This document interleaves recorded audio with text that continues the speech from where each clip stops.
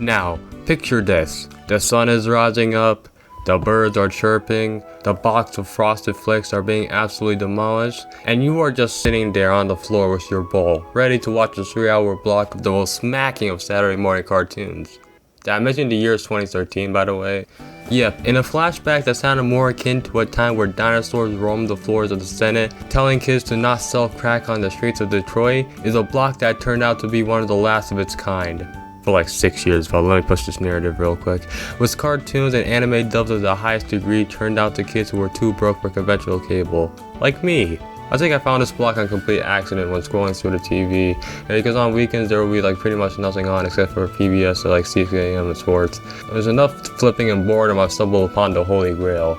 So with that, it's time to do an attempt at looking back in the Vortex. This story begins with the closing of another, with the full desecration of anime dub moguls and One Piece rap geniuses for kids. The company already staked its place on the CW network with its Toon Nazi block, originally known as CW for Kids, which was also a predecessor to the revered Kids WB block of the 90s. By the late 2000s, its grasp on anime and other animations had slowly shrinked, with its peak having the airing rights to the early years of Pokemon and the first boom that led to it.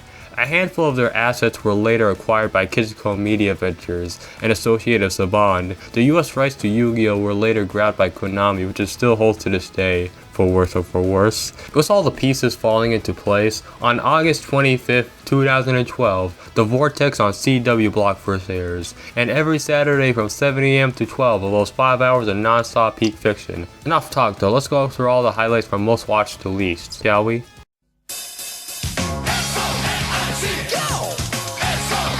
Alright, speeding headfirst with the nostalgia here, Sonic X was my introduction to the Vortex. And also Sonic.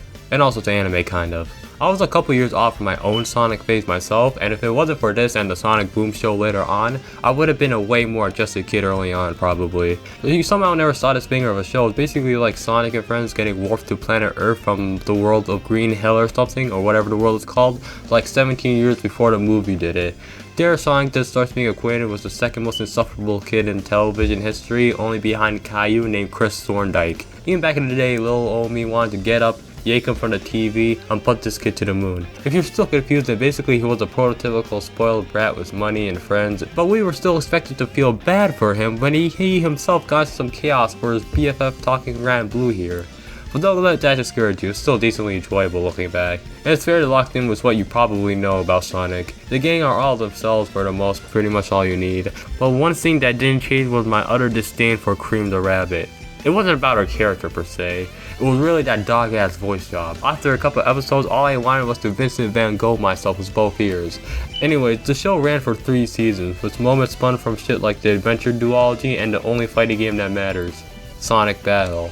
Ending off with an excellent Meta-Rex arc, which if you watched Sonic X back in the day and haven't seen this, I heavily recommend giving it a try.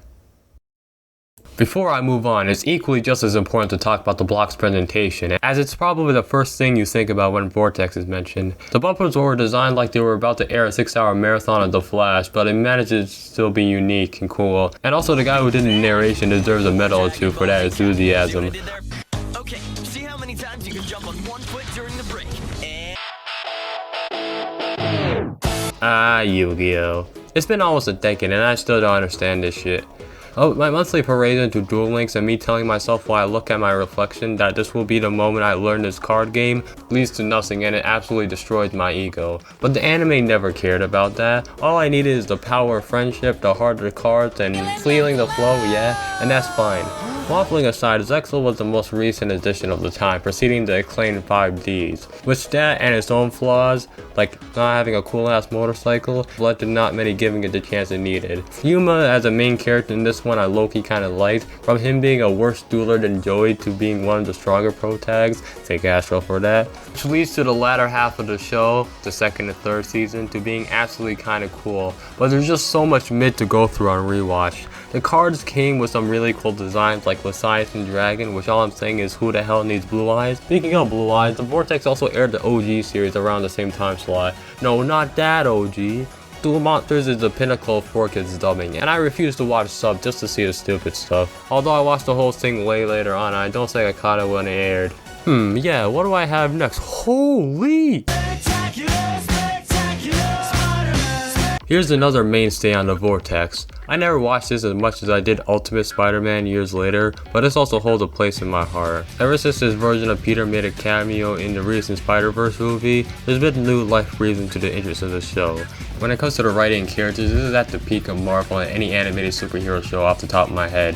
The character dynamics had layers to them, padded with some elite storytelling, with my favorite incarnations of Peter, MJ, Osborn, and the like. The battles against all the recognizable goons slapped hard. The only true bad thing about the show is that it ended way too early. Thanks, Disney.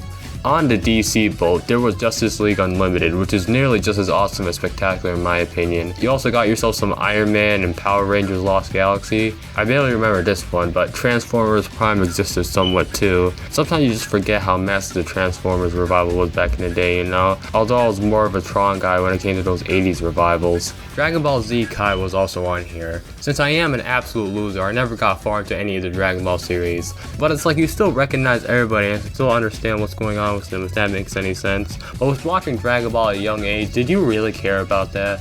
All you wanted to see was the Saiyans to change their hair palette, sorry Krillin, and fuck shit up, and that's all you needed. Okay, with that said, let's get to the weird stuff. Boobies. PG era WWE. Truly a moment in history. Considering the landscape of modern wrestling today and how far we've come from foolishness like this is insane. We had Cena versus The Rock twice in the span of this block. You had guys like CM Punk, Randy, Brock, Jericho, Big Show, Del Rio, etc. with faces of the future like Cody Rhodes, Kofi Kingston, and The Shield. Wonder what they're doing now. Don't get me wrong though, this was still a very unserious era of wrestling with weird booking decisions left, right, and center. It was still my childhood regardless, so I won't go too hard on it. Plus, it was kinda needed after what happened. Anyways, this block was just a really weird pre-show thingy, but not really because it was taped before SmackDown episodes, which were taped on Fridays. This was more toned down than usual and selected moves were permissible. So yeah, I don't think there were any chair shots in the head in this, sorry to disappoint.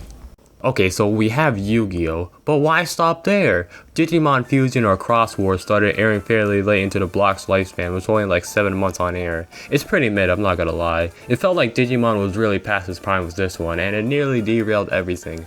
Thank God that wasn't the case. B Matt Damon B. Damon Crossfire is honestly the most forgettable anime out here. From what I know, its origins began with it being a Bomberman anime that branched out to being its own IP. Lastly, there were holiday specials with a Tiny Toons, Spike, and a Gummy Bear for some freaking reason, with Tiny Toons being a neglected child of the Warner Bros. Era, I'm assuming. With all that programming, the Vortex would continue to run for the next 2 years, and from my estimates, they did fairly alright with themselves. But considering the landscape we were fast approaching, you'd expect that cause to be something else, but nope, here comes the FCC, who said, and I quote, "Fuck them kids." For legal reasons, this is 100% a joke. For a more serious explanation, you can chalk it up to them monitoring shows directed towards kids way more. And on September 27th, 2014, the Vortex had its one final hurrah, airing one last episode of Zexel, fitting for one of their first and flagship programs, but also for the last line in the episode. Hit it, Astral. Number 96 seemed certain that I would ask for his help again. Will I truly need his powers to carry out my mission? Am I destined to draw upon his darkness in the future? The block would be replaced with a more bland FFC compliant show called One Magnificent Morning, but I can tell you, changing the channel one day expecting Vortex to see wildlife was a complete opposite word as I would have described it. The legacy of the Vortex is a glorious yet somber one. It was the last chapter of a 6-year institution of mindless advertising to dumb-brained kids munching on cereal, yes, but that was my jam, and more people would rather go back to that than the ADHD madness pestering iPads worldwide. So yeah, long live Vortex.